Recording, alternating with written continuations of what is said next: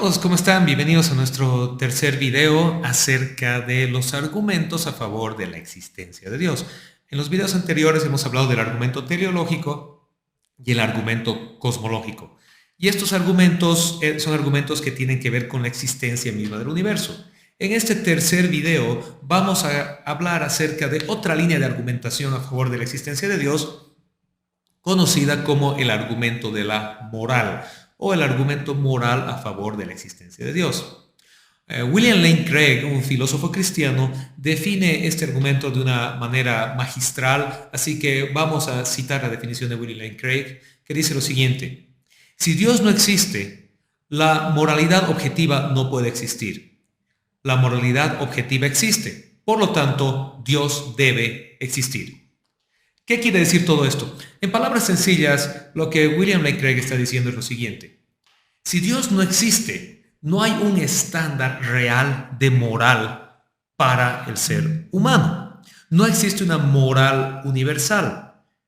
Pero dado, dice William Lane Craig, y él argumenta, que la moral universal sí existe, que sí existe una moral objetiva, sí existen ciertas cosas que son transversales a toda la humanidad y todos decimos que esto está bien o esto está mal, entonces Dios debe existir. Ahora, este parece un argumento un poco evidente o un poco vacío si lo tomas de frente y sin analizar lo que realmente está diciendo, pero en su profundidad este es un argumento muy profundo y muy válido. ¿Por qué?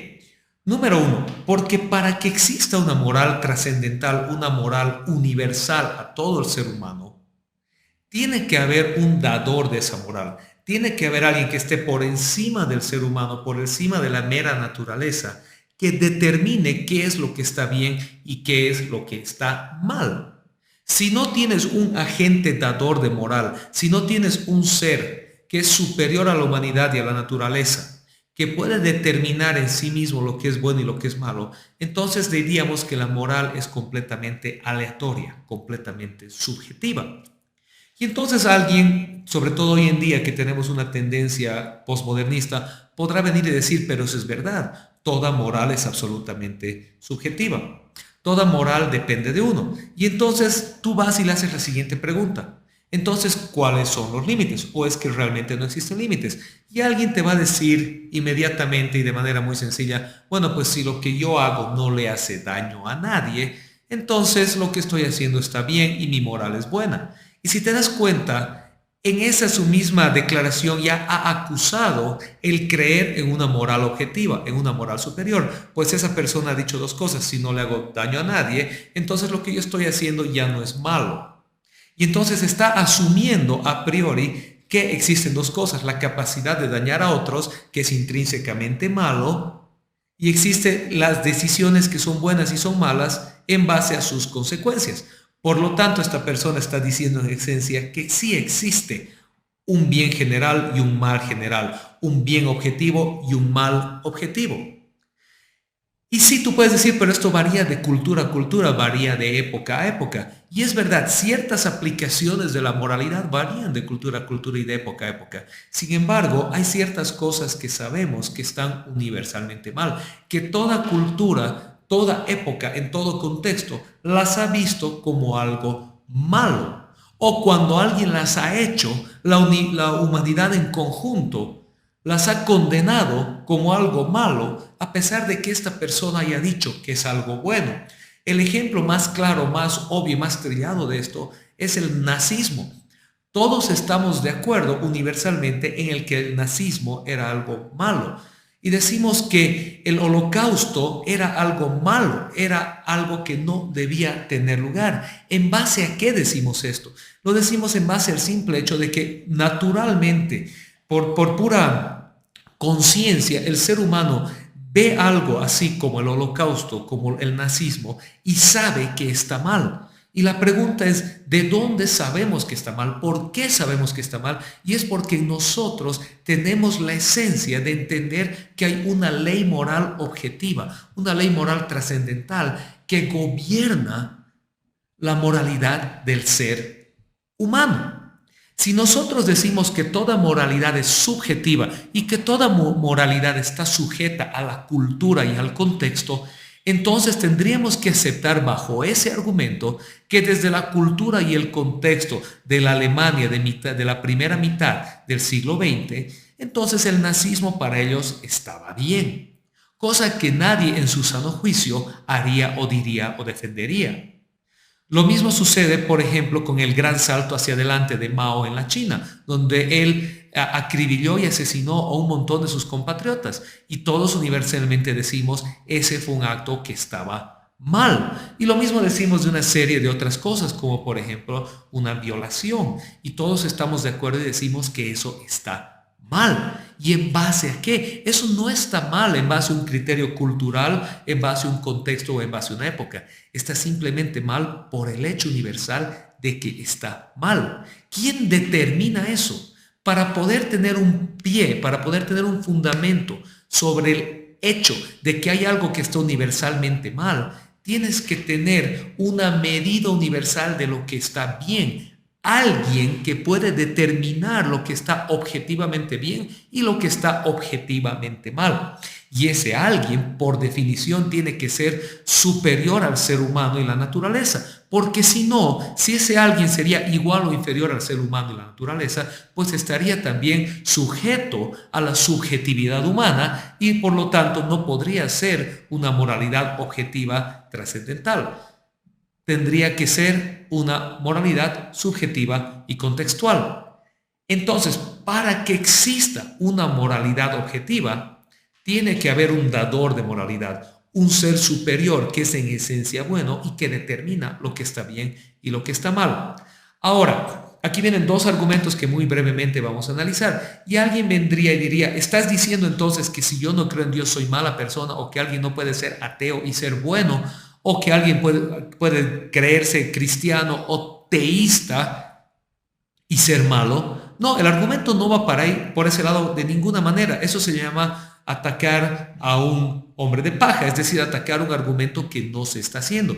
Porque aquí no se está argumentando de ninguna manera que los ateos son malos o los creyentes son buenos. Se está argumentando el hecho de que hay una moralidad objetiva. Hay un estándar de moralidad que es transversal a toda la humanidad de lo que está bien y lo que está mal, lo que es aceptable y lo que no es aceptable, más allá de que las personas lo hagan o lo dejen de hacer. Es decir, nuevamente con el ejemplo del nazismo y del gran salto hacia adelante de Mao, en esos dos casos todos estamos de acuerdo que está mal, no porque alguien lo haya hecho o lo haya dejado de hacer, simplemente porque es algo malo, universalmente malo, objetivamente malo.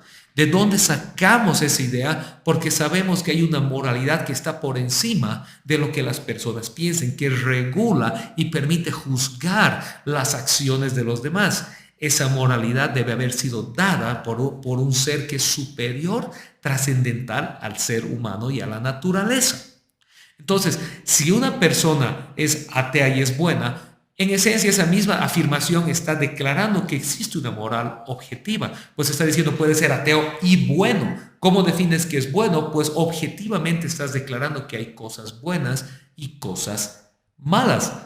Entonces, si una persona que no cree en Dios y que es atea se maneja bajo unos estándares de moralidad, eso no elimina el hecho de que hay un dador de la moralidad. El que una persona no crea en ese dador de la moralidad no quiere decir que ese dador de la moralidad no exista.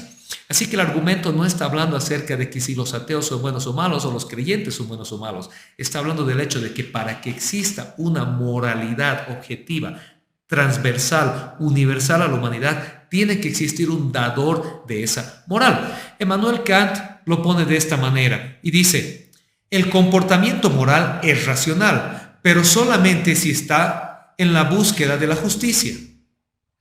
Dios es el último árbitro de lo que es justo. Por lo tanto, el comportamiento moral es racional y si esto es así, Dios debe existir. Para que exista moralidad y la moralidad sea racional, tiene que existir Dios.